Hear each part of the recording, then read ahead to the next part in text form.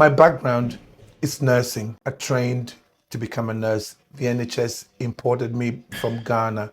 Initially, I was going to university to do law, but then I could live in Ghana. It was just too hard for me because I didn't actually grow up there. I went to school in Kenya.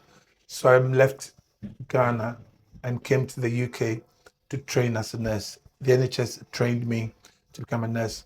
Now, when I was training, I specialized in psychiatry. When I was training to be a nurse, the training was dynamic. It was interesting, especially psychiatric nursing, learning about yourself and behavior modification programs. I loved it.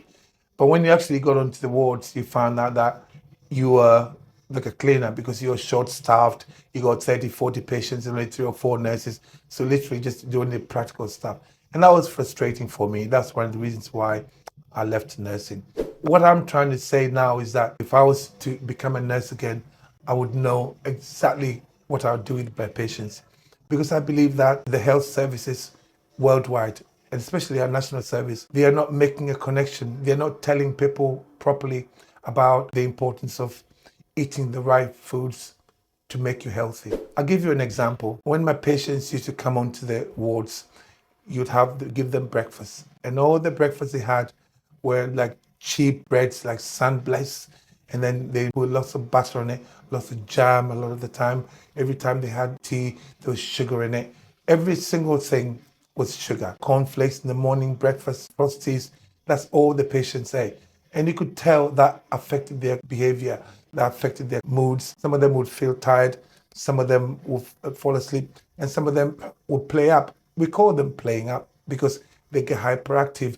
They start throwing things about. Some of them would get aggressive and then would give them an injection to placate them. That was just because we didn't know any better. And I personally think that if I had been educated to realize that the gut-brain axis is important, what you put in here is not just what makes you who you are as a person, but it's what gives you energy, gives you the nutrients to function in your day-to-day. And that's what also affects your mental health. Because I truly believe that most of the mental health conditions that I was seeing was coming from the gut. I ended up with suffering from panic attacks.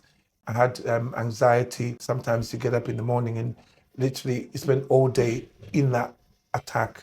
And it was difficult to subside it. And I didn't want to take any medication. It was because of what I was eating. My panic attack was related to hyperinsulinemia.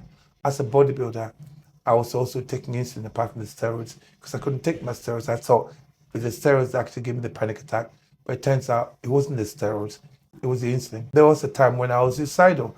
I used to drive my car with a picture of my kids in the driver's seat so I don't drive over a bridge.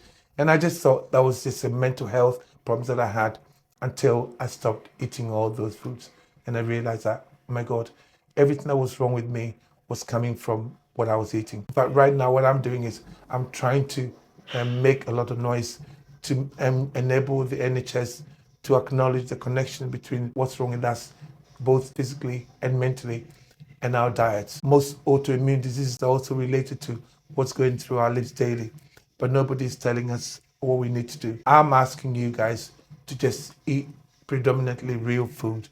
When you get up in the morning, don't have any breakfast. Don't eat. Just give yourself a break. Give your gut a break. There are 2 things I want you to do.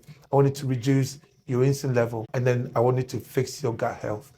And with the insulin level, what you do is just reduce your carbohydrates, stop eating sugar. They'll tell you a certain amount of sugar. You got to avoid sugar. Remember, guys, they're telling us that 9 out of 10 illnesses are metabolically related. That means almost everything that's wrong with us can be corrected by changing the diet. So drop your sugar, drop the carbohydrates out of your diet, replace them with high fats. When I say high fats, I'm not talking about things like vegetable oils. I'm talking about animal fat. Eat butter. Butter is good. Eat things like beef dripping, cook with it. All the animal fat. When you buy meat, buy chicken, make sure the skin is on. If you buy a steak, make sure that the fat is in there. If you buy mince, make sure it's 20% or higher. All those things are foods that your body recognizes.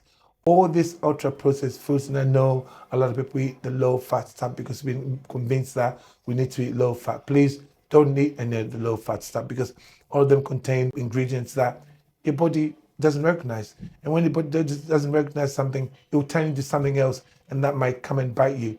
So all I'm saying is that you need to be very careful. If I was a nurse, I would have given the opposite advice right now. I'd be telling my patients, it doesn't matter what your condition is, let's do two things. Let's fix your gut health and let's drop your insulin level. Because chances are that these people are eating ultra processed foods and very high carb foods. And a lot of them are refraining from eating fats because we've all been told that fat is the enemy. But fat was never the enemy. Sugar is the one that was the enemy for all this time. So it's a lie. The longer we go eating properly, the more you heal yourself. And once you heal yourself, you feel really good. Most of my clients say to me, Eddie, I feel amazing. I feel really good.